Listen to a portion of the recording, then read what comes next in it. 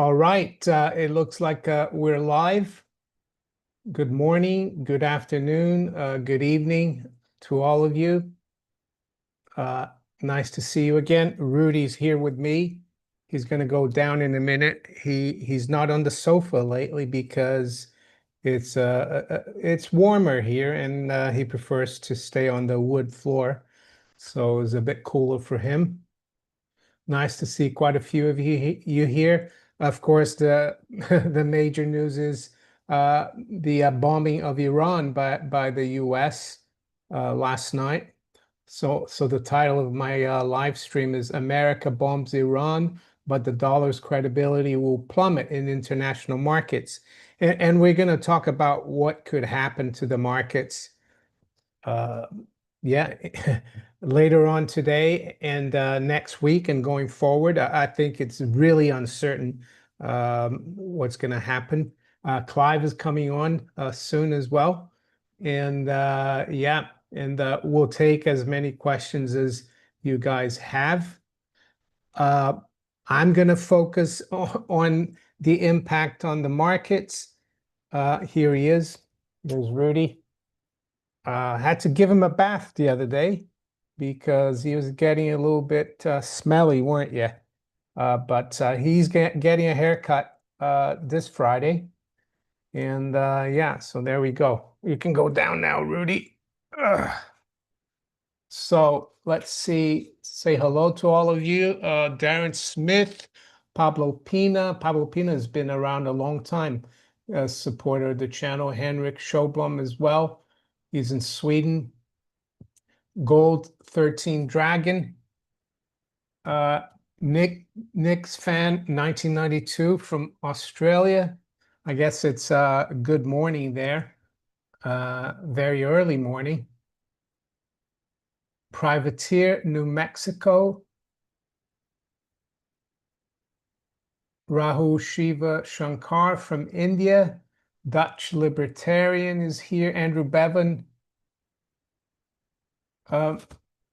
He says your notification just disappeared off the list. Maybe it's because I've come live. You mean the notification for my live stream? Maybe it's because I've gone live. I don't know.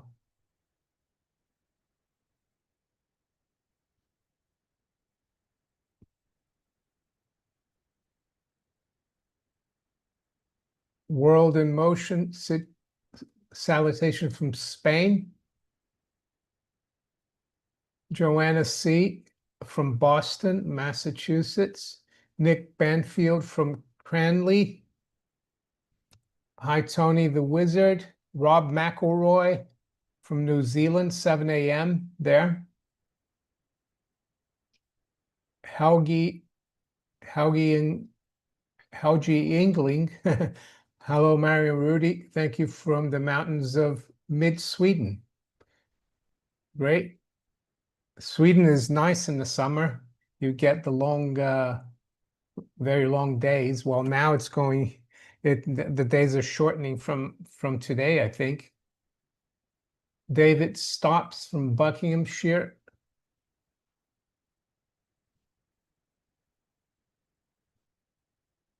Anton Spoe, I'm buying more silver right now before they adjust the price tomorrow morning, $3 higher.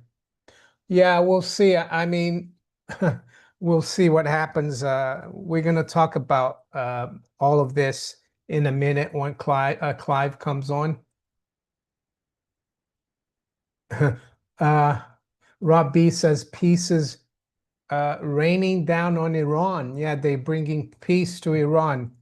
That's what Trump said. Now he said something to that effect. Peace, we got peace now after he bombed a country. Pretty amazing.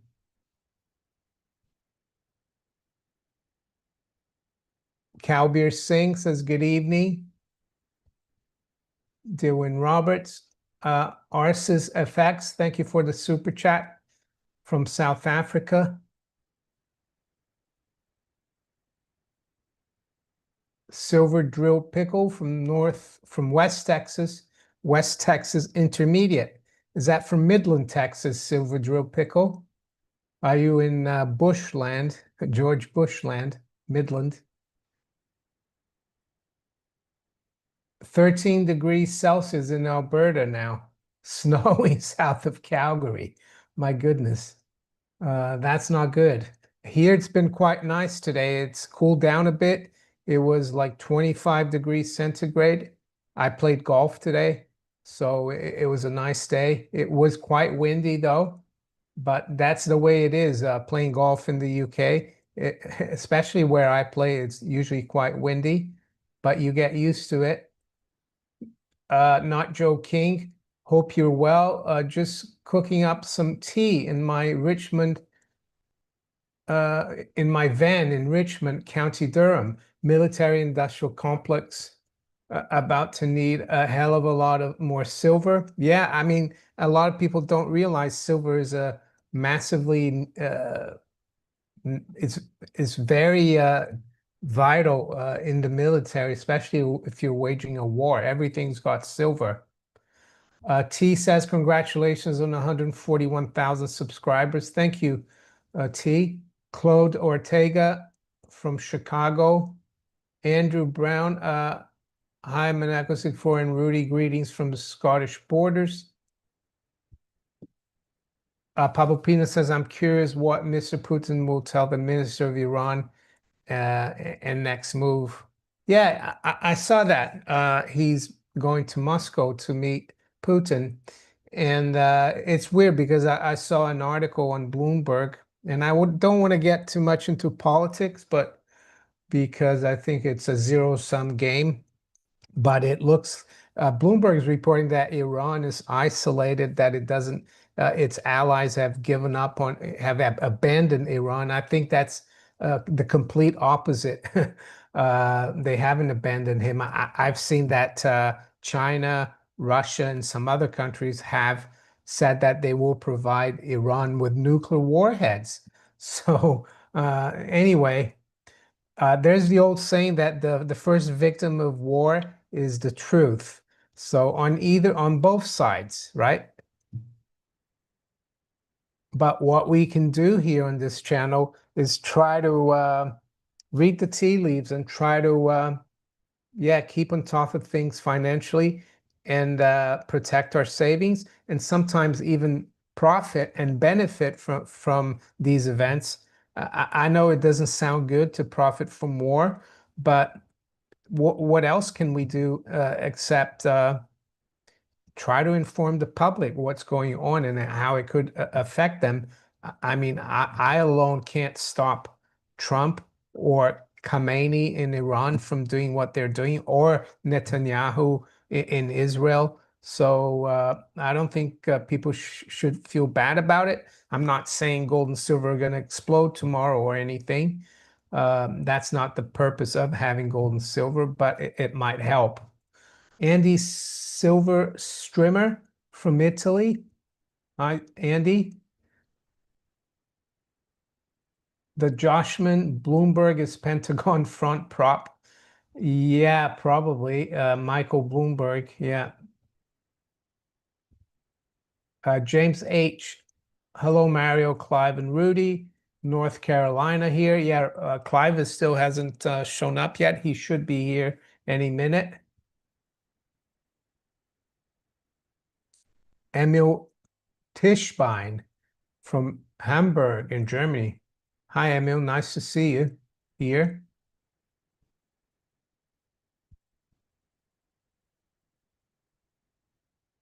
DG says Revelation 2:9. I don't know that one. Um,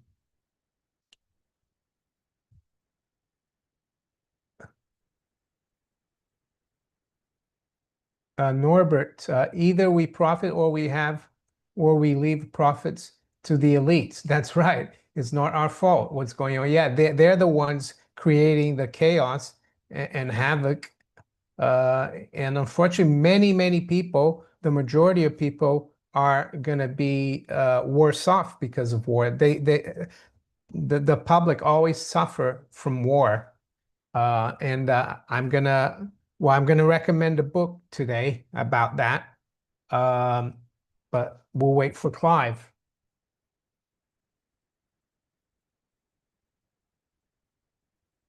After the gold rush, Iran just approved Strait of Hormuz closure, according to Substack. I saw the story. It was the Iranian parliament that voted on it, but the National Security Council and their the Ayatollah still they're the ones who decide. So it's not confirmed yet. So Clive is getting here now. The other thing I would say about the Strait of Hormuz, even if Iran doesn't shut it down, I think insurance companies like Lloyd's of London, they insure a lot of the shipping companies. They're going to be very reluctant to insure tankers going through the Strait of Hormuz. So just the threat that Iran can close that strait might in of itself stop a lot of the ships from going through there. Hi, Clive. Hello, good evening, Mario. Good evening. I see your camera's working now. Yeah, it was a funny thing. It worked immediately after our show. I never touched a thing, but Yeah, we obviously it wasn't working Friday in our show, and then I turned it on and it worked again. We don't Clive. know. Clive, I was someone was talking about the Strait of Hormuz. There was a story that the Iranian parliament voted to close it, but I read about it and it said that the National Security Council and the Ayatollah, they're the ones who will take the final decision. But it's interesting, the way we are always told about Iran is that it's a dictatorship run by uh, the mullahs or the Ayatollah, but it looks like they have a parliament as well. So, yeah. What's your take on the Strait of Hormuz situation? Well, I suppose if they're seeking revenge, the obvious way to proceed is to put down mines in the Strait of Hormuz so that there's a danger to shipping. And that would mean that the insurance companies will no longer insure the ships, and therefore the ships perhaps won't be able to sail. Yeah, Obviously they're going to have minesweepers in there as well, American minesweepers and so forth, to get rid yeah. of those mines. But they're going to be very. These things are very difficult to find. A mine is a very small item. It's probably no more than a meter or two across. Yeah, it's like a buoy in the middle of the sea. Yeah, and I'm sure it's well camouflaged. Clive, the title today is America Bombs Iran, but the dollar's credibility will plummet in international markets. And I mean, my reasoning behind that title is that I I think more and more countries outside America's allies, so to speak, in the West are becoming more and more disenchanted about what the US is doing, and also the fact that this whole Iran Israel situation over the last 10 days or so, it was all evolved from like a situation where uh, Iran thought it was US was negotiating in good faith, and then all of a sudden, Israel attacks them, and then Trump comes out and says, mission accomplished, so to speak, almost with this bombing, and that now we can have peace. But I mean, that sounds really to me, and I'm not saying I hate Americans, but it's the old saying, I love my country, but I hate my government. So I want your take on that. So the reason why I think the dollar is going to lose credibility is because it was already losing credibility because of sanctions, the deficits, the debts. And I think this is just going to accelerate it. Yeah, I read an article on Bloomberg which said that in times like this, the dollar tends to strengthen because people rush to the safety of the dollar. But it might be different this time. My feeling is that a lot of people are going to shrug their shoulders and say this doesn't actually, there isn't a reason to rush, have a flight to safety. So My view is the dollar will continue its trajectory since the start of this year, which has been generally downwards. It won't be a rush down, but I think we're seeing the dollar index at around 99. The DXY is around 98, 99.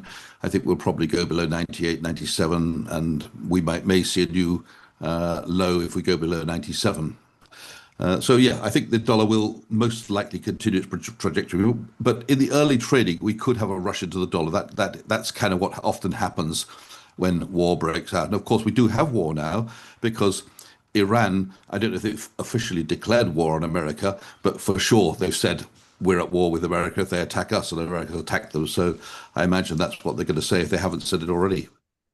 Yeah, I mean, like you said, there could be a rush to the dollar, but why would, yeah, maybe within the West in the financial markets, but I think why would a lot of the global South countries, the BRIC countries, want to accumulate dollar reserves, especially with what the US is doing? Yeah. And the other thing, Clive, is I think Trump is under the impression that he, okay, he bombed Iran and now it's all done. He said he destroyed all the infrastructure, which I don't think is, uh, we're not sure yet if that's true. And It seems implausible to me. yeah, and the other thing, I think what he's trying to do is like tell the American public, look, we did this, we won, and he doesn't want the markets to crash. So, but I think he might not get his wish. It feels a little bit like a Liberation Day in the beginning of April. He came out with that. The reaction was so bad to the market and bonds that he had to backtrack and that extension is coming up in July, I think. And I think the same thing could happen with this bombing of Iran, especially if other countries come to Iran's rescue. I see that one of their ministers is going to meet Putin in Russia. So, and Well, I'll it, tell you what worries me most, Mario. I think the International Atomic Agency have announced something like that they've not detected any radiation leaks from the bombing of these nuclear facilities. So if there's no radiation leak, my question is, where is the uranium? It wasn't there. Because yeah, if you drop a bomb on something which is full of uranium, there's going to be uranium flying all over the place. So where is it? well, there's two possibilities, I guess. The first one is they didn't really have any uranium, and the second one is that they had it well stored, well hidden somewhere deep down. I don't know, but I've also read that or listened to people who are experts in geopolitics, which right now I think a lot of people are looking at geopolitics. They're saying that the agency that regulates or like inspects countries for in terms of nuclear power or nuclear energy, they say that Iran is the most inspected country. And even Tulsi Gabbard said in March that Iran didn't have nuclear weapons. Of course, she's backtracked now.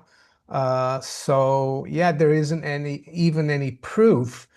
And Trump didn't even go to the UN. I know the weapons of mass destruction wasn't really there in Iraq, but at least uh, they went to the UN. Was it Powell?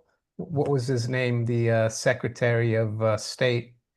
I forgot his name now, or Defense. The black general. He held a little vial and said, Iraq has weapons of mass destruction. They could hit London in 45 minutes. But so the UN voted on that invasion of Iraq. Yeah, but now Well, there wasn't even anything at the UN. the thing is, all kinds of weapons are very easy to hide. I mean, it's a mammoth country. Imagine the UK if they decide if you decided or they decided to hide some missile launcher in your garage. Well, it could be done, and if it provided it got there under the cover of darkness and nobody saw it arrive, nobody knew it was there. So I'm imagining they've got a lot of the weapons, that's true, but there's going to be a lot more scattered around in hidden locations, and you just don't know when they're going to come out. And then the next question from that was, given that Iran had a lot of advance warning about this bombing of the nuclear facilities, did they take some action to remove the radioactive material before it happened? I don't know. The point I'm making is no radiation leak. Maybe there wasn't any radiation, any uranium there in the first place. It had Clive, gone. I'm gonna re recommend it's like a pamphlet, and then yeah, I want to talk about what's gonna happen maybe in the stock market. So it's War is a Racket by Smedley Butler. So who was Smedley Butler? Well, Smedley Darlington Butler was a United States Marine Corps Major General, the highest rank authorized at the time, and at the time of his death, the most decorated Marine in U.S. history. During his 34-year career as a Marine, he participated in military actions in the Philippines, China, in Central America, and the Caribbean, during the Banana Wars and France in World War One. Butler is well known for having later become an outspoken critic of U.S. wars and their consequences, as well as exposing the business plot, an alleged plan to overthrow the U.S. government. So it's a really interesting book, and it shows how war is a racket, and I don't think it's changed. But what I wanted to ask you about the stock market, we don't know really exactly how the stock market is going to do. The expectation that it's going to drop, but I've seen that the Tel Aviv in stock market index today, they trade today, has made an all-time high. I guess they're going to be printing a lot of money in Israel to for arms and stuff. Uh, I think the oil companies could do well, and also the military industrial complex companies. What's your take? Well, for sure, the price of oil will rise because the risk to getting your hands on oil supplies has gone up a lot, particularly if there is some sort of problem in the Strait of Hormuz. So the price of oil will rise. Um, as to what will happen to the stock market, it's quite hard to say. I mean, there is a lot of money out there looking for a home, and there's been a lot of bearish money which is sitting on the sidelines trying to buy in cheaper. I mean, I've had a couple of messages from people during the course of the day who've said, I've got some money on the sidelines. I'm putting in limits to buy because I expect the market to plunge and I'm going to take advantage of this. Well, perhaps they'll be right, but if there's enough people there waiting to buy, it won't go down. So I'm not Yeah. sure the stock market is going to go down. I think oil companies will do well, of course, because the higher oil price. The dollar probably will go. It might have an initial rally for an hour, but I don't think that will hold up. And then, of course, we've got to say what's going to happen to the precious metals. Yeah. It's quite hard to say, but I think there'll be a bit of a relief rally for gold. So I think relief rally. The rally will peter out a little bit. I think we could see the gold price come off. I wouldn't say that that's one to trade. I don't think people should sell it. I think if this does happen, it's an opportunity to buy gold. Yeah, the reason I'm showing Bitcoin, not that I care much for Bitcoin, but some people say that Bitcoin and the Nasdaq are quite closely related. So I see Bitcoin is down almost 3%. So that could be an indication for the stock market. Is that something you agree with, or? There are times when Bitcoin's correlated and times when it's not correlated. But I think the fact that Bitcoin is selling off probably in this situation implies that people are not rushing to. There's no flight to safety because Bitcoin would be a flight to safety asset. So that's why I think gold will probably come off as well. And definitely, this is going to be perhaps your last chance to buy it at sort of below 3,300 today.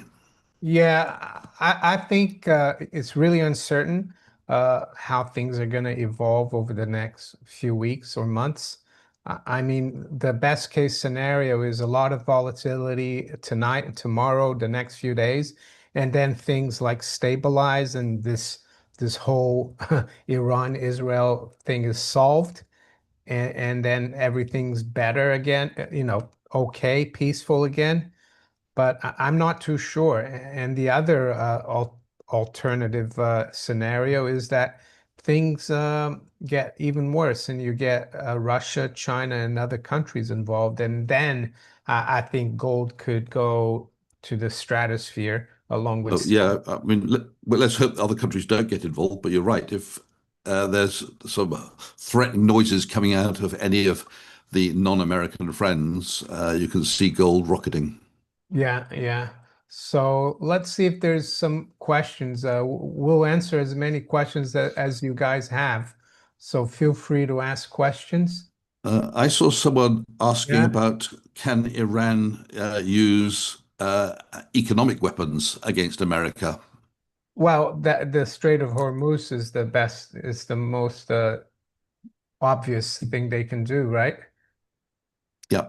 Yeah, because some people argue, well, yeah, China is the biggest purchaser of Iranian oil, but what I've heard is that Iran has shipped, they store a lot of their oil, like in Iran as well, and they've shipped loads of oil to Asia yeah, in the last few weeks. So I think there's a lot of oil already there, ready for whoever wants to buy it or China. And I also saw, Clive, a story that I have to look into it a bit more, but I think it's true that Iran and China, they've just opened a train, a rail line, like for not passenger, but for like for merchant train line in the last 2 weeks. Don't forget, I think Iran is only the China is only 800 miles or kilometers from the border with Iran. So I think yeah, that's the other way. They could get oil from Iran to China via rail instead of through the the Strait of Hormuz.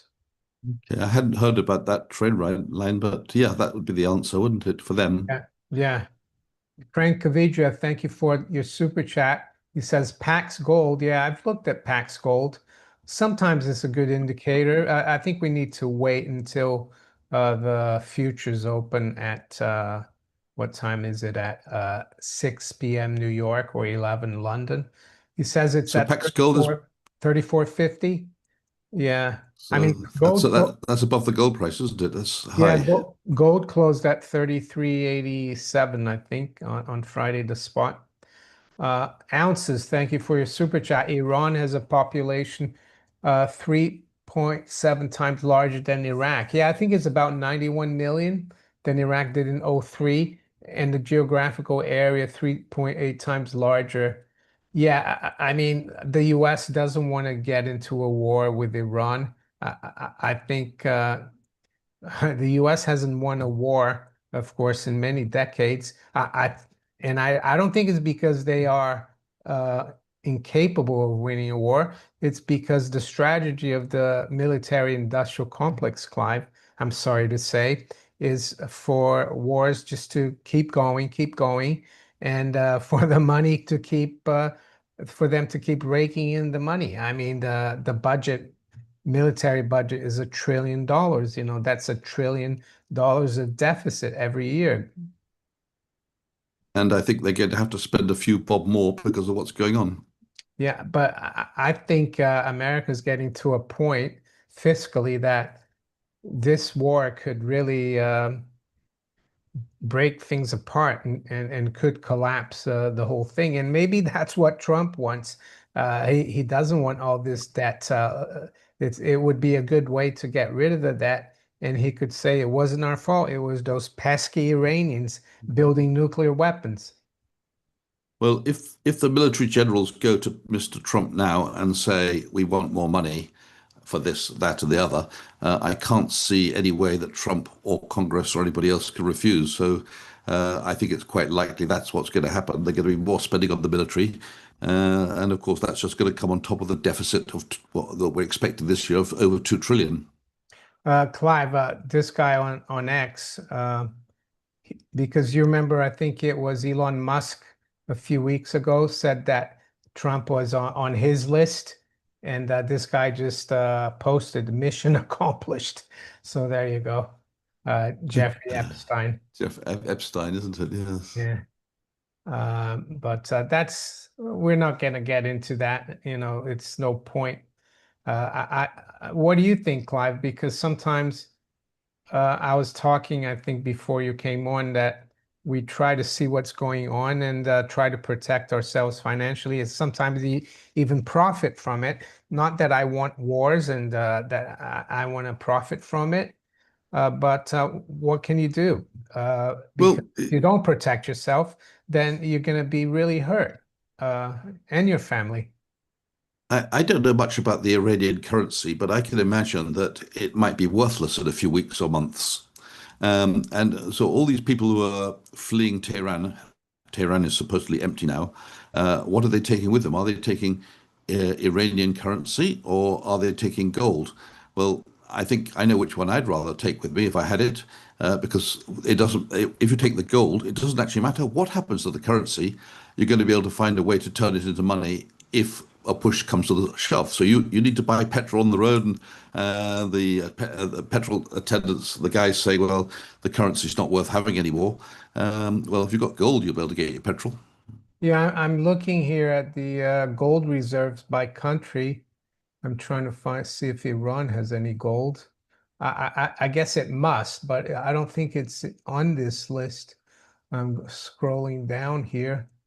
Uh, Maybe that's why they don't like Iran because it doesn't it's not part of the international financial system, and it's kind of outside it, and it doesn't report. I'm sure they have gold. I heard that they bought tea once from an Asian country, and they paid for it with oil. But yeah, so I think I didn't see Iran on that list. their currency is the rial, I think, isn't it? Iranian rial. I Um, think so, yes. yeah. How I'm just gonna how much gold does I'm sure they have more than Canada. I see that Nick Banfield's made a good comment here. It says no Yeah. land invasion. Yeah, well, I think Trump has said there won't be a land invasion anyway, but they will just take out the oil refineries of Iran if the straits are closed. So that will mean if they do that, no gasoline or fuel for the people. Yeah. Oh, here, Iran's gold reserves are estimated to be about 340 tons. According to Mehr news agency, this includes above ground reserves held by the central bank and below ground reserves in mines. One of Iran's largest gold mines, uh, Shuran, has recently seen increased proven reserves. So it's got more gold than the UK. Yeah, so let's see if we got more questions. Uh, Iran stops oil shipping, then oil prices will rise greatly and we may see a Great Depression. Uh, yeah, how do you think that's going to impact things, Clive? Uh, Well, higher oil prices will feed through to everything that we buy, yeah, because everything you buy has more or less is shipped from A to B. And if the cost of shipping is higher, whether it goes by boat or by plane or by lorry, that's a factor. So it'll be inflationary. yeah. Someone's saying here that Iran doesn't have a central bank and that's why they're being targeted. I'm not sure. They might have a central bank, but I don't think it allied with the Bank for International Settlements or IMF. They're quite independent. Maybe that's why, yeah, they're not liked. The other thing, Clive, that I think another reason why I think not just Israel, but the US are ganging up on Iran, aside from the nuclear question, is because BRICS, Iran is a member of BRICS, and Iran is also strategically part of that Silk Road or One Belt, One Road. And I think the Americans are concerned about BRICS because they're moving away from the dollar. So yes, it's like they're maybe killing two birds with one stone. The Israelis get what they want, and the Americans also get rid of Iran, and then they can go after, I don't know, they can go for a coup in Brazil, lure Modi in India, and then you break up BRICS.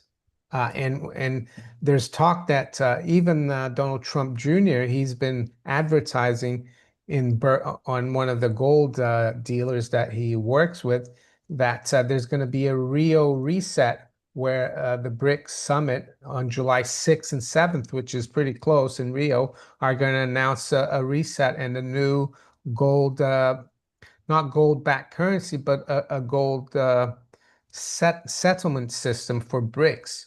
So it's strange that this is just kicked off. So I think we need to keep an eye on what happens in Rio.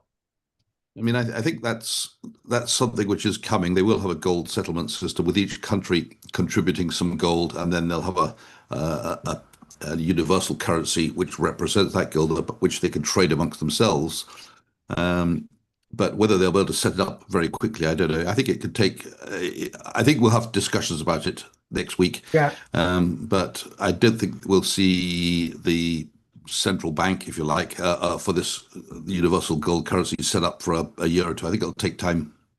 Yeah, Rob McElroy says Iran is a real money economy, hence some of the long-standing hate from the bankers, from you bankers. Well, I'm not a banker. Clive is retired, and not everyone that worked in the banking sector were, yeah. Anyway, but I think what he means by that is that it's an economy based on savings, production, consumption. Of course, people always consume, but it's not very credit driven. I'm not sure. I haven't looked at the Iranian economy. I think that's what he means. You know, they don't have a huge consumer credit. They probably don't have a very big mortgage market. It's based on yeah, on real money. Is that the way you look at you see it, Clive?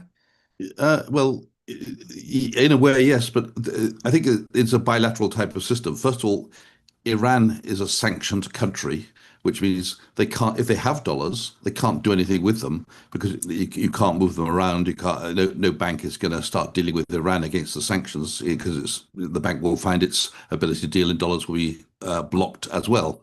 So no bank anywhere is going to assist Iran in busting sanctions, and that would include Russian or Chinese banks already, but well, probably not Russian because they're sanctioned too, but it would include Chinese banks, for example, because they need access to the dollar system too. So nobody's going to assist Iran in moving dollars around, which means Iran is probably not dealing in dollars, which means they're only dealing in the local currency. Yeah. And I don't know how they've got the value of the local currency, but I guess it's mandated by law that everyone's got to take it and that's it. But I do imagine there's a dual currency system operating, where if you want to do anything in Iran of sort of a certain size, people aren't going to want the Iranian currency. They probably do take dollars, but these would be paper dollars, the physical currency which can't be tracked.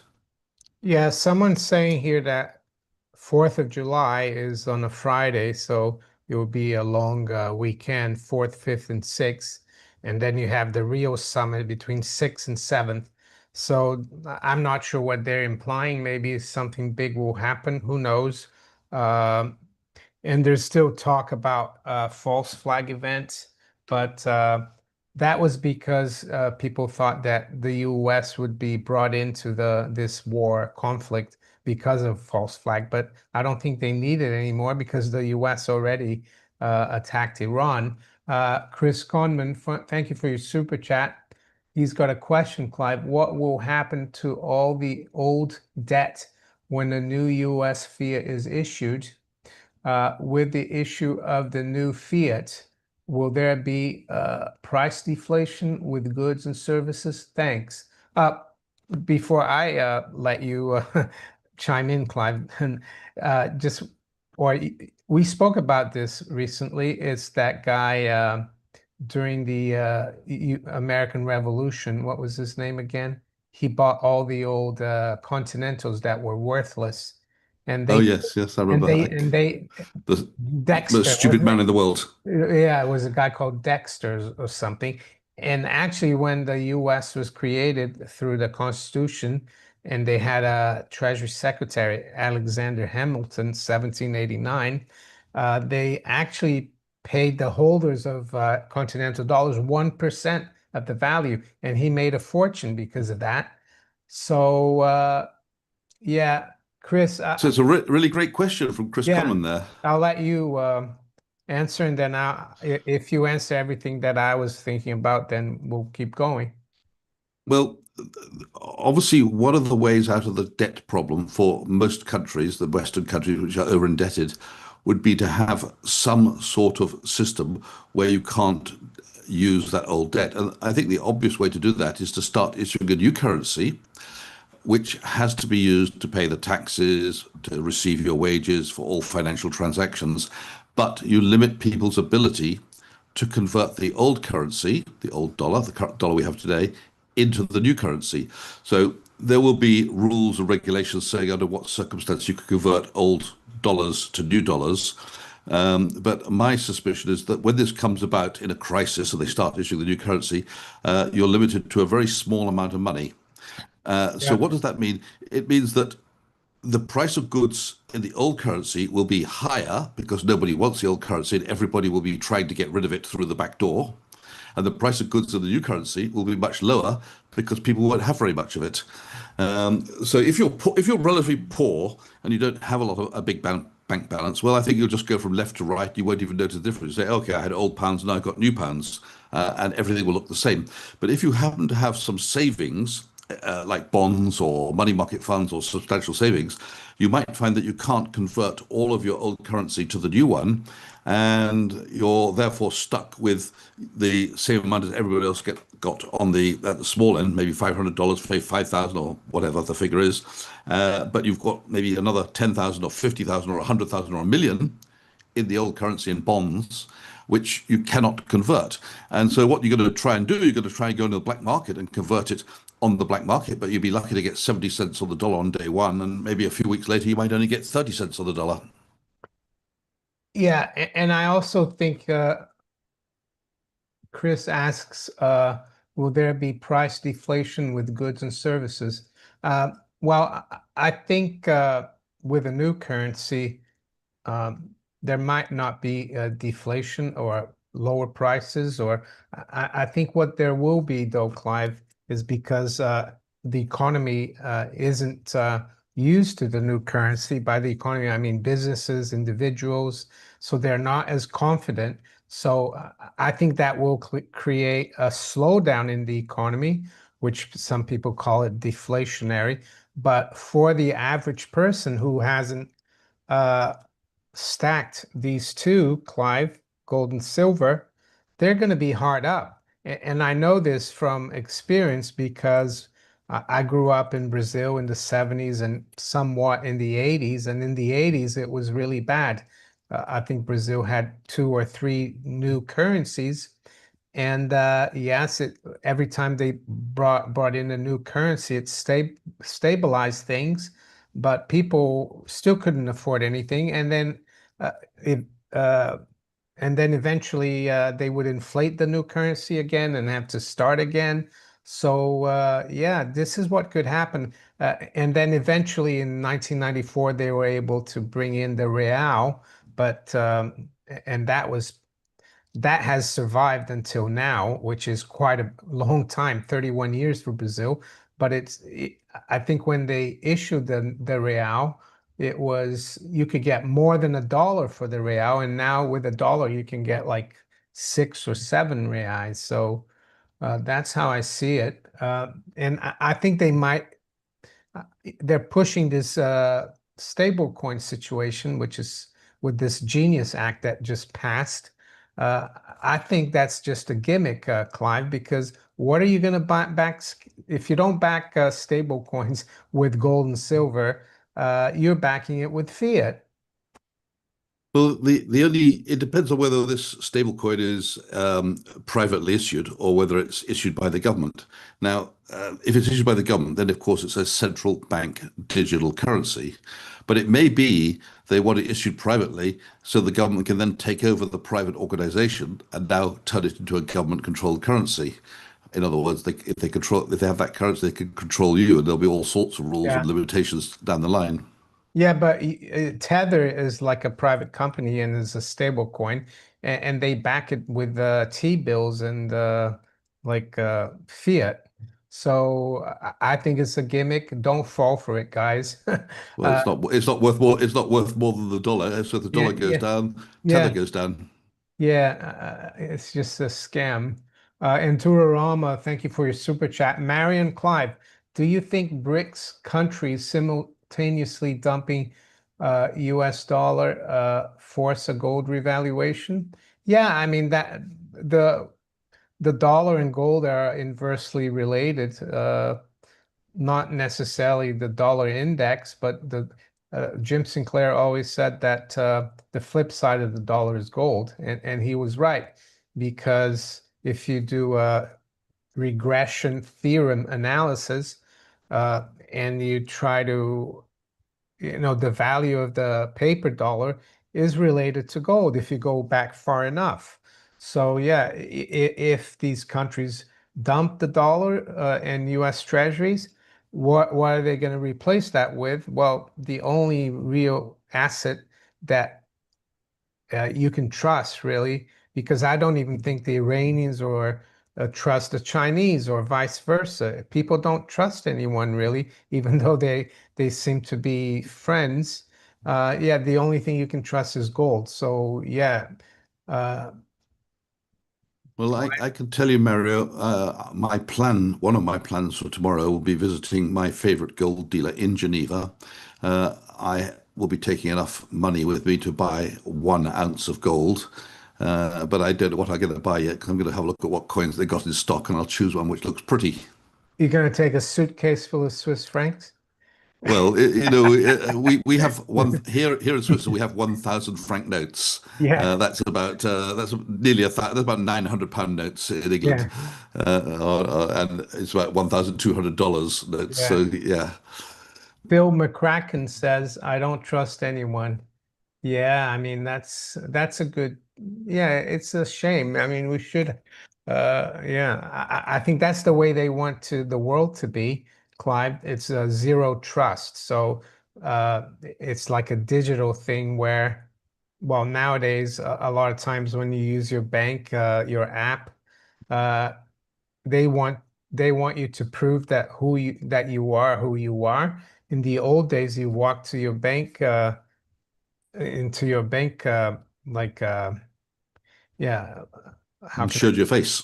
yeah showed your face and say oh hello Mr. Thompson and you had a bank manager, this is all changing, which is a shame, but anyway Well, it's getting a some, bit worrying with all this. I mean, I'm not disagreeing with it, but it's getting a bit worrying. I had a message from a well-known organization saying you need to start doing this double or triple check. I don't know what they call it, dual identification with the. two-factor authorization, isn't it? Yeah, that's the one. Yeah, They wanted me to use their authenticator app. yeah, Uh, I've got that, yeah, authenticator app. So, or at least that's what I thought. And then I went into it. And I got a message saying this authenticator app is going to be taken down in 3 months. You now have to do it a different way, and the different way is going to be Google or something like that. So I went onto this site, Google, and the message was you're only allowed to have maximum of three authenticators, and I wanted to make a fourth one. So, which one do I delete? Yeah. That was my worry because I Well, could be deleting my passwords. we've got a question from Robert Abrahams. Marion Clive, slightly more fun question to lighten things up. What is your favorite coin by design aesthetics for gold and for silver and why? I'll let you answer first, Clive. Well, in gold coins, I really do love the Australian Lunar collection. Every year, they bring out a brand new coin with one of the zodiac animals. So it'll be goat, dog, horse, snake, dragon, those sort of things, rabbit. And so there's 12 in the collection, and every 12th year they start the collection again with it, but with a new design. So I think that's a great one to collect because they're hard to come by. But if you can lay your hands on one of those, they're beautiful coins, and it's a lot of fun trying to get the ones you don't already have in your collection. They also come in silver, so if you haven't got enough money to buy a gold one, you can buy nearly 100 of them in silver, given the ratio of gold to silver. But my favorite silver coin is the UK Beasts of England collection. They are 2 ounce coins. I think they are. I forget what price the coins are. £2. I think they're £2 coins. Maybe I've got that wrong, but they're 2 ounces of pure silver. And the Beasts of England, they've got things like the white greyhound of Richmond, the Lion of England, uh, the unicorn of Scotland, and things like that. So they have all these different beasts, and there's about 12 of them in the collection, I think. And if you could get them all, that's great. So I like that because they're very beautiful coins. They're chunky, they're heavy, and pretty nice. Well, my favorite silver coin is the florin, which is 2 shillings in the UK, even though I also like the 1964 half dollar. So those are my favorite. For gold, I mean, I have I have, several different coins from different countries, and they're all really nice. But I really like these $20 gold pieces. This one is up for 44,000, Clive. Yeah, are they called double eagles? Yeah, there's also the St. Gaudens, which is a bit more modern, but I prefer these old ones. This is an 1855. So and then you have let's see, the St. Gaudens. They're quite nice as well. He was a sculptor, and they named it after him. I think it was 1904 they brought, here we go, 1907 to 1933. This is a good website, pcgs.com. You can look at all the American coins. So these coins are really nice as well. Let's have a Yeah. look. The St. Gaudens, they're beautiful coins. There you go. Can you look it up by year as well, Mary, on that one? Yeah, yeah, by ear and how rare it is and everything, and how, the other coin that it's not such a pretty coin, but uh, sorry, is the I think I've got a 1933 one of those. Can you see how oh much that's worth? yeah, yeah, right, Clive. But the Krugerrand, it was a very popular coin in the 70s and early 80s because the US and other countries, they weren't minting bullion coins. It was just South Africa and the Krugerrand. It's not a particularly pretty coin, but it's really useful. It's like really practical, and it's solid. So I think that the Krugerrand is an interesting coin as well. Uh, I bought my first Krugerrand in the 1970s. It would be 1975 or 76. I was working in London, and down the road from us, we had a Sharps Pixley. They're still around today, by the way, which sold gold and silver coin. Well, gold coins. I didn't know if they had silver ones. And yeah, at some point I picked up a Krugerrand, and then I would keep every time I had some spare cash, I'd go back and buy another one. Yeah, I've just had a problem here with the chat. I'm re Okay, I can still I've see it on my I've brought it screen. on mine. I had to bring it back. There's a question here in the super chat that I need to answer from J- Jai K. Thank you, Jai K. Says great work both. How should we protect wealth where we can't convert all of the old currency into the new one? Also, any good investment opportunities? Well, I would say if you have a lot of because you paid in pounds, so assume you're in the UK, you paid the super chat in pounds. Uh, if you have a lot of currency or deposits with the bank, uh, I think if you don't want to be get caught holding the bag, so to speak, you need to buy some gold and silver. because gold and silver, the special thing about them is they don't need legal tender laws. They don't need the government to tell people that it's worth something because it's always been worth something. In terms of investment opportunities, I mean, um, we don't give advice here, Clive and I, but we talk about what we think. Uh, I think generally speaking, in the current environment of conflicts and proxy wars, potentially World War III, which I hope doesn't happen, uh, yeah, you always get inflation. So you want probably companies that are involved in oil, hard assets, commodities, gold. Yeah. Clive, I'll let you, Well, you're the money uh, manager. s- yeah, so simply put, if we go into a currency reset, everything you owned before the reset, you will still own afterwards. But one of those things, i.e., the cash in your bank and your bonds, is going to be worth nothing or very little at all.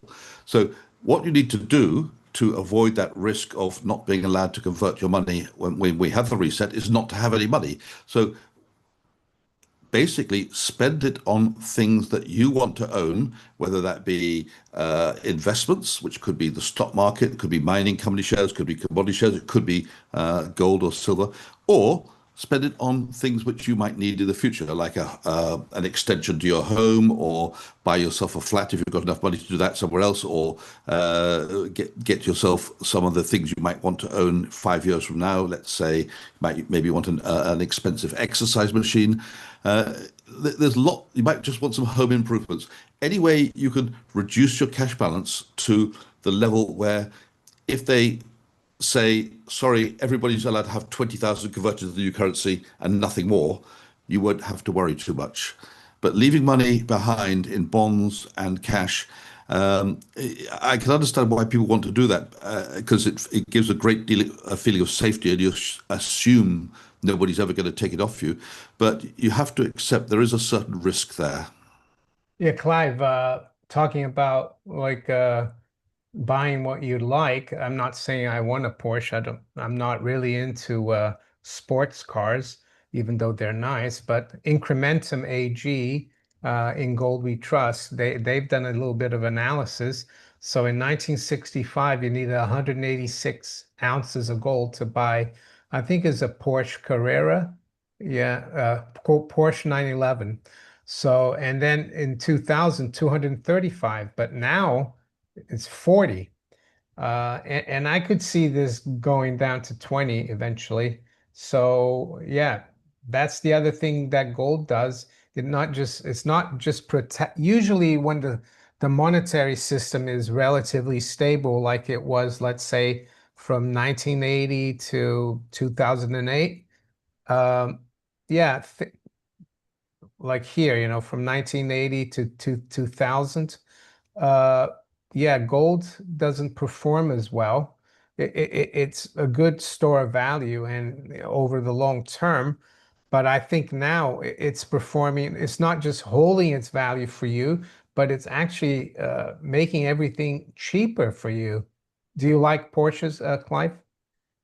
Well, I own a little bit of one. It's basically a Porsche cap, but I haven't got the rest of the equipment which goes with it, specifically the thing with four wheels. Yeah, yeah. So I thought that was interesting. That's not going to only apply to sports cars, but to everything, I would say. Clive, I went to the shopping mall yesterday, and I was looking around at the big jewelry store here in the UK in the mall, and they had all the platinum and gold diamond rings. They were like cut in half the prices, and I thought to myself, this is discretionary spending going down because people can't, they're having a hard time buying the basic necessities, and it's not as important for them to buy diamond rings. So I thought that's kind of like anecdotal evidence. Have you noticed that in Switzerland? I've not noticed the prices of anything going down in Switzerland, to be honest with you, Mario. Yeah, Switzerland is, yeah, I yeah. mean, all I can tell you is I could probably get about 6 cups of coffee in Southern Europe for the price of 1 cup of coffee Yeah, here. I remember. Yeah, I think in Zurich, I went there last November and a couple of years before for the mining conference, and uh, Starbucks coffee was like 9 francs, which is about $10. Yeah, I just thought that I just looked up the price of a 1965 Porsche second hand. Uh, you're talking about anything from $100,000 to 3 million plus, depending on the model. Well, let's call it half a Wow. million. So actually, in gold terms, the Porsches have actually held their from 1965 have held their value fairly well. Yeah, classical cars, they're yeah, they hold their value really well. But I think in a Great Depression, um, they become very illiquid because very few people have cash. So I think that's probably the best time to buy if you're able to come up with cash. Waza at Monaco 63 and Cl at Clive. Who's Monaco 63? I'm Monaco 64, Waza. Doesn't matter. I'm joking. Could you tell us what you think may happen a year from now if tomorrow turns out to be a catastrophe? Do you want to try and answer that, Clive? Well, I'll be living in my bunker, which every Swiss family is bl obliged by law to have. All our houses have underground bomb shelters. I believe I've got enough wine to last me for about a year. As for the rest of it, I'd be very hungry. Yeah, I don't know. By the way, it is illegal to keep your food, your wine and food in your bomb shelter. It's supposed to be specifically for that purpose, but every Swiss family keeps their long life goods like whiskey, wine, and so forth in the bomb shelter. Yeah, every building in Switzerland has a bomb shelter. Yeah. I don't know. I mean, what do you mean by catastrophe? Like a major war just kicks off or catastrophe in the markets? It's difficult to say. I think we're entering interesting times. I mean, this is the fourth turning. Russ Strauss and Howe wrote about this in the late 90s. And I think Neil Howe wrote recently, the winter's here in the fourth turning. And the last fourth turning was like in the 30s and World War II. Prior to that was the Civil War, and prior to that was the Revolutionary War in America. So yeah, hopefully we're wrong and things are going to stabilize, but I'm not too hopeful. Um, Someone's written about the price of diamonds here, Mario. yeah, It's Rinny RJNY 51. He says, don't purchase a real diamond. They are making lab diamonds and they're 1/10 of the price and the same quality as a real one. yeah, I'm not looking to buy any diamond jewelry. I was just curious because I saw a big sign up to 60% off and I went to look. Yeah, diamonds are not, yeah, they're very difficult. They're not like as easy to find the value of it, or they're not as liquid as gold and silver. Gold and silver are money. Diamonds, yeah, I think the price of diamonds, Clive, are heavily controlled by De Beers as well. That's right. So That's right. But having said that, I read an article saying the price of diamonds at the lowest for God knows how many years. So it does seem that this competition from the fake market, real diamonds are engraved with laser beams somewhere inside, yeah, so you can see it's a real one. But the fake market is getting to be so big that it's overwhelming the yeah. expensive diamond market. Yes, the CZ, isn't it? Cubic zirconia. It's like the Yeah, I learned about that when I had my pawnbroking franchise, and we used to buy secondhand rings, and you check to see if it's real diamonds, and there's a little machine. If it goes green, it's a diamond, and if it's not, it's like a synthetic. See, it looks just like a diamond, Yeah, but I can see. I've got one of those machines. It only costs about $6 to buy, and it's got a little pinprick at the end Yeah, which that's right. detects Yeah. it. It's called a diamond tester, and it tells you if it's pure, a pure metal because diamond is Yeah. carbon, which is a metal. So if you put it on the diamond, it will tell you it's pure. But it will also react to gold or silver because they're pure, but it won't react to amalgams. Yeah. Rock Solid is asking 64. Should I use my credit cards to buy gold? What do you think, Clive? Yeah, of course you can buy gold with credit cards. They might charge you a little bit extra, 1 or 2% more, No, but but I yes, you think can. what I think he means is to borrow on buy it, and borrow the money through the credit card to buy gold. That's what I think he means. Well, I'm not a person who's ever not paid my bill at the end of the month. So I don't really think it's a great idea to borrow money on credit cards because the interest rate is extortionate I everywhere on the planet. Yeah. I agree, and there is the argument, though, that with the currency depreciating, that the debt gets uh, smaller in real terms, and that's true. But I think it's a double-edged sword because you got to make sure that you're going to be able to pay that back if there's to be some problem. If you lose your job, things happen. I'm like Clive. I've when if I use my credit card, I pay it right away. And the reason why I use it sometimes is that I don't. I've had it for years with the same bank, and sometimes they write to me and say, "You haven't used it for so long. If you don't use it again, we're gonna cancel it." So I use it and pay it right away because sometimes when you travel abroad, if you go to a hotel or rent a car, they want a credit card. And that's the only reason I keep it. But yeah, I wouldn't borrow to buy gold because one of the reasons for me to hold gold is to be out of the banking system. And when you borrow, you're beholden to banks. So that Yeah, defeats if you purpose. if you want to buy more gold, sell some and you haven't got the money, then I say sell some of your possessions, some of the things you don't need or don't use, or potentially take a second job. If you don't have to do it, but if you want that more gold, that's a way to get it. Yeah. Um, uh, Nactus Iber accounts in the UK are insured up to 80,000 pounds. I think it's 85 is the FSCS. But I I think, Clive, if there were to be a systemic banking crisis, uh, I don't think I've done a video years ago, the FSCS. They only hold like 3%, 4% of all, of all deposits. That's how much assets they have. If there was a problem in systemic, the government would have to step in and the Bank of England and print to pay the depositors. And Clive, if they did that, I think coffee here would be like £30.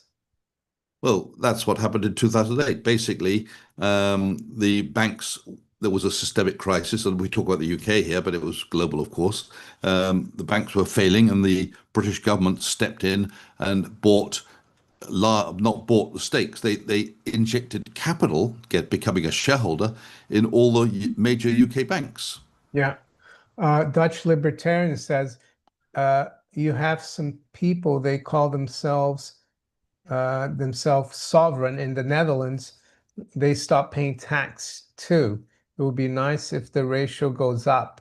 Yeah, I mean that's always difficult because most people they don't want to get in trouble, so they won't go along with that. They'd rather pay tax and not get into trouble. But I see what you mean. If enough people get behind it, then yeah, they can't do anything about it.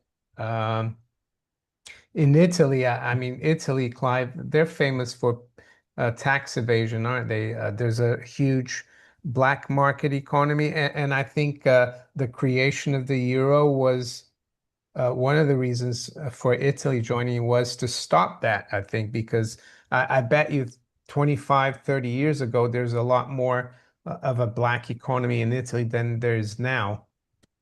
I mean, it's become over the my career much more difficult for people to dodge the taxes. I mean, obviously, if you're dealing in a cash economy and everything changes hands, you buy and sell things with cash, you pay your workmen with cash.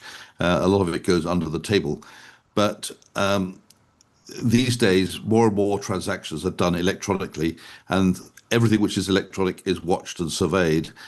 So, whilst perhaps they don't have artificial intelligence working on it yet, they will have.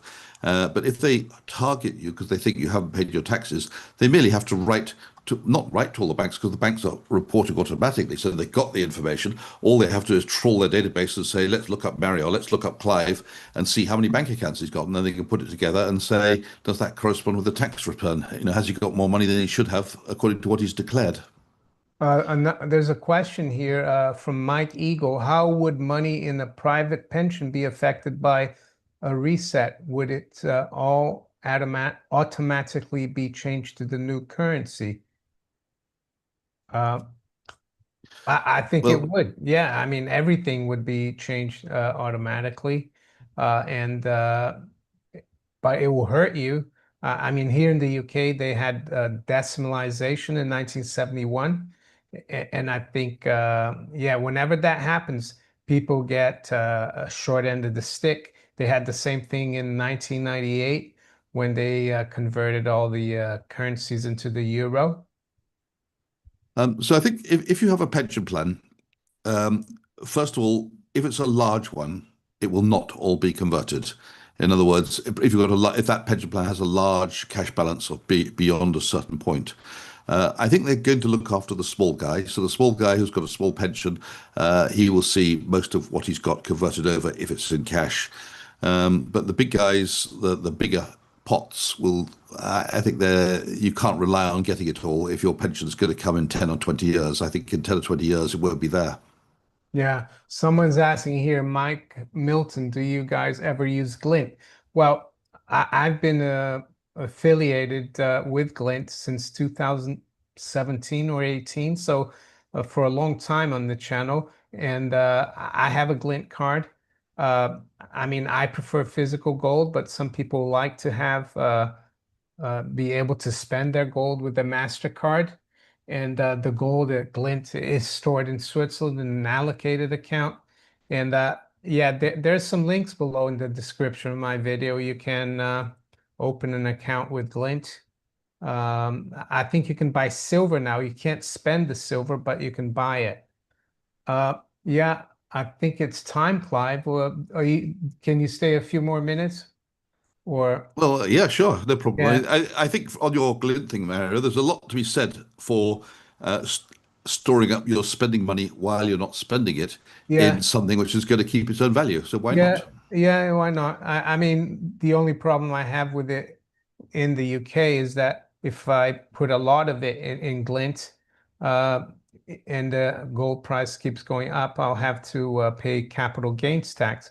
While with a sovereign or Britannia, I don't have to. But if you put a few £1,000s, you know, like every 6 months there, I think that's not a bad thing. And you can always spend it, or you can change it back to pounds. You can change it back even to other currencies on the app. Um, Isn't it crazy that they make you pay tax on your gold or whatever you happen to own, not because the value of the asset is more valuable, because the currency that they've issued is going down in value. yeah, That's a very I think capital gains tax is a very iniquitous tax.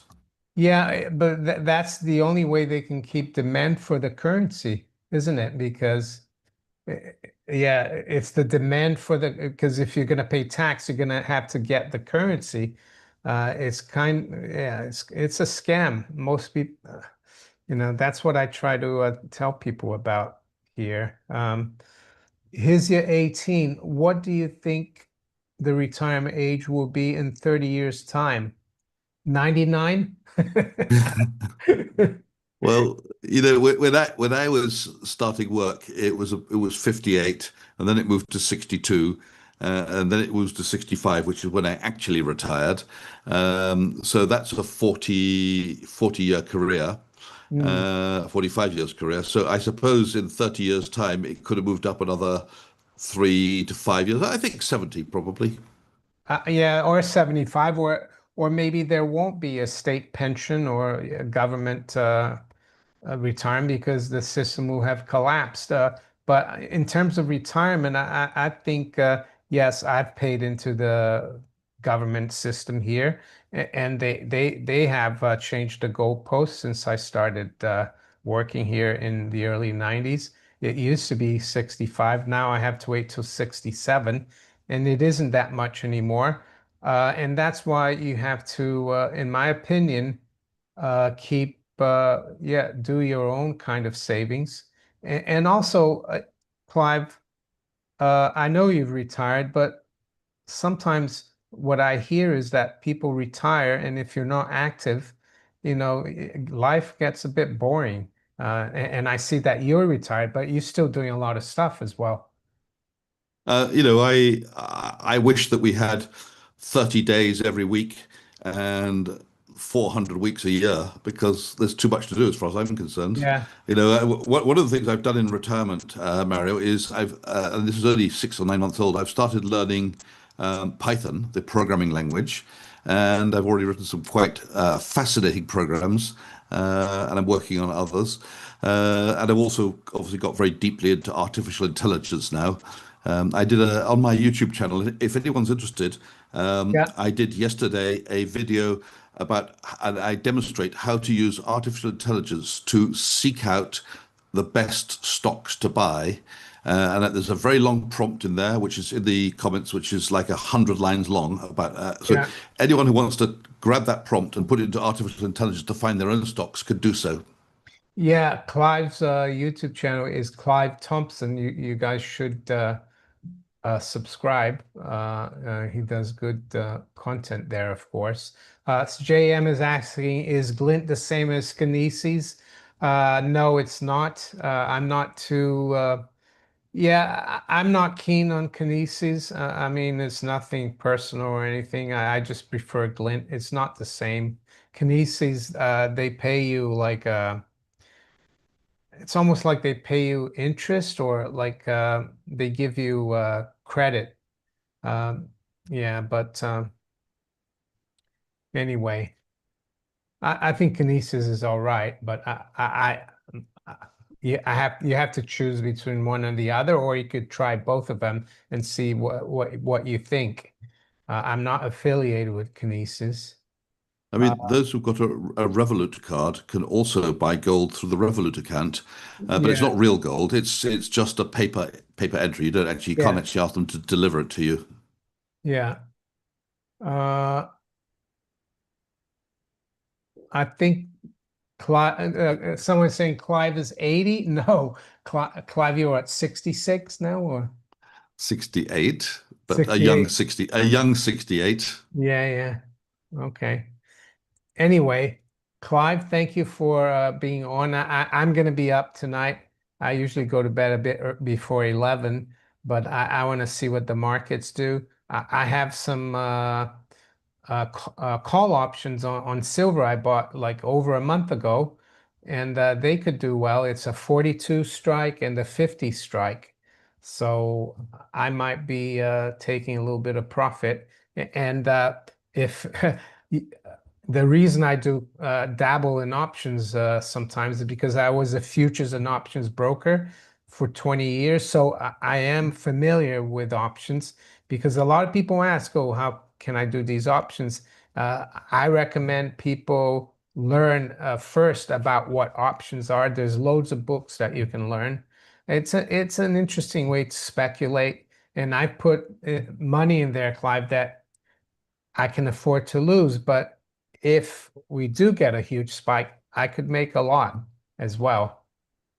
One of the things I've kind of come to a conclusion over my decades of investing is never buy anything with an expiry date, because Yeah. there's a God up there and he's watching you and he knows exactly when your option or your future or your bond expires.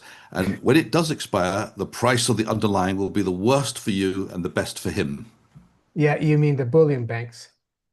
Yeah, when I say God, I'm not really talking about anything Yeah. religious here. Yeah. Well, you never know. Ounces, thank you for your super chat. He says if you're going to own gold, just own physical gold. I agree, and keep it very safe. And if you're going to store it outside the banking system with a reputable company. And what else? No, that's it. Uh, so thank you everyone for being on the live stream. Thank you, Clive. And let's see what happens in a few hours. Thank you very much, everybody. And if you'd like to go to my YouTube channel, I've got a few things about buying stocks, and hopefully I'll get a few likes or maybe a subscriber or two. Yeah, I'm gonna put a link to that video on the in the description, Clive, when we yeah. So Okay, I'll send that through to you straight after the show. okay. Bye everyone. Thanks very much. Bye bye. All right. Let me get the video.